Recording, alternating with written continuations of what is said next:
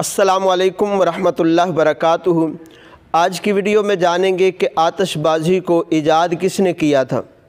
جو پٹاخے وغیرہ چلائے جاتے ہیں، آگ کے گولے چلائے جاتے ہیں، تو اکثر شب برات کی رات کو بعض نادان مسلمان آتش بازی کرتے ہیں۔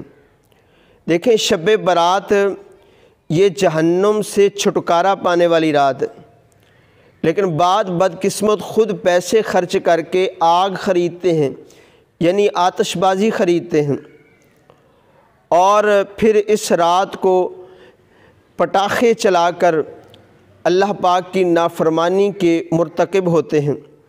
حکیم الامت مفتی احمد یار خان علیہ الرحمہ فرماتے ہیں کہ شب برات کی رات کو گناہوں میں گزارنا بہت محرومی والی بات ہے۔ تو میرے دوستو، شب برات کے علاوہ بھی کوئی آتش بازی کرتا ہے، پٹاخے چلاتا ہے، تو یہ ناجائز حرام گناہ ہے۔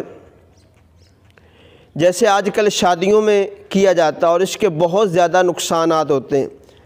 آگ کے ذریعے گھر جل جاتے ہیں، بہت ساری بسا اوقات جانیں چلی جاتی ہیں، تو اس سے بچنا چاہیے۔ اب آتش بازی کو ایجاد کس نے کیا تھا، اس کے بارے میں مفسر شہیر حکیم الامت مفتی احمد یار خان علیہ الرحمہ اپنی کتاب میں فرماتے ہیں کہ ایجاد کرنے والا وہ نمرود تھا، کہ جب اس نے حضرت ابراہیم علیہ السلام کو آگ میں ڈالا، اور حضرت ابراہیم علیہ السلام کی وجہ سے وہ آگ گلے گلزار بن گئی، تو اس کے آدمیوں نے آگ کے انار بھر کر ان میں آگ لگا دی، اور پھر وہ حضرت ابراہیم علیہ السلام کی طرف پھینکے۔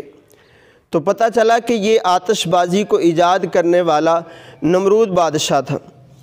اب دیکھیے، اب اعلیٰ حضرت رحمۃ اللہ تعالی علیہ سے سوال پوچھا گیا کہ آتش بازی کرنا جائز ہے یا ناجائز ہے، تو آپ نے جو ارشاد فرمایا جواب میں، وہ فرمایا کہ آتش بازی کرنا ناجائز حرام ہے اور جہنم میں لے جانے والا کام ہے، لیکن دو تین صورتیں ایسی ہیں کہ جہاں پہ پٹاخہ چلانا جائز ہے۔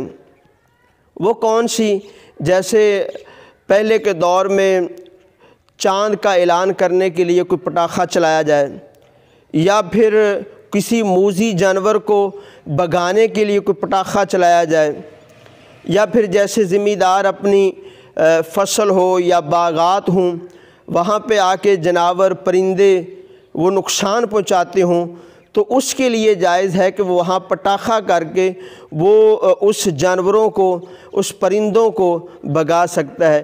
اس کے علاوہ صرف کھیل کود کے لیے یا تماشے کے لیے آتش بازی کرنا حرام ناجائز ہے، اس سے بچا جائے۔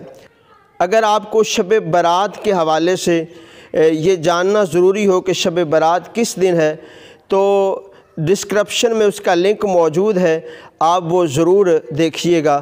اللہ پاک آپ سب کا حامی و ناصر ہو۔ جزاک اللہ خیرہ۔